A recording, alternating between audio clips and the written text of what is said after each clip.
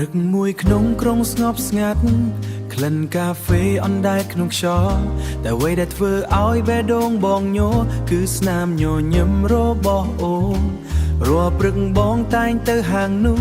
មិនមែនព្រោះចង់ផឹកកាហ្វេទេ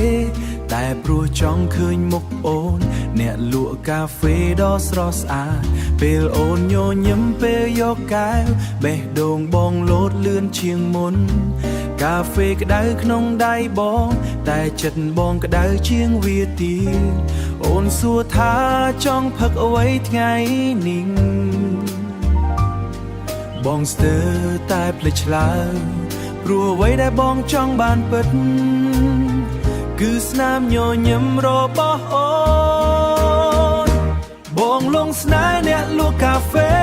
ស្នាមញញឹមអូនផ្អែមជាងស្កររាល់ថ្ងៃបងមកអង្គុយទីនេះដើម្បីឃើញអូនអស់ម្ដងទៀតបងលងស្នេហ៍អ្នកលក់កាហ្វេក្លិនកាហ្វេប៉ះបេះដូងបងបើថ្ងៃណាមិនឃើញអូនដូចថ្ងៃនោះគ្មានរសជាតិទេលេងស្រាស្រាក្នុងហាងតូចភ្លឺពន្លឺថ្ងៃតាមកញ្ចក់អូនឈរចាំងកាហ្វេយ៉ាងស្រស់ស្អាតដូចសូបិនក្នុងចិត្តបងអូនឈរកាហ្វេយ៉ាងស្រស់ស្អាតដូចសូបិនក្នុងចិត្តបងមិត្តភក្តិបងសួរថាហេតុអ្វីមកហាងនេះរាល់ថ្ងៃបងគ្រាន់តែញញឹមហើយឆ្លើយព្រោះមានមនុស្សម្នាក់នៅទីនេះបើថ្ងៃណាបងមានភាពក្លាហានប្រហែលនឹងប្រាប់អូនត្រង់ថាមនុស្សម្នាក់ដែលផឹកកាហ្វេរាល់ថ្ងៃ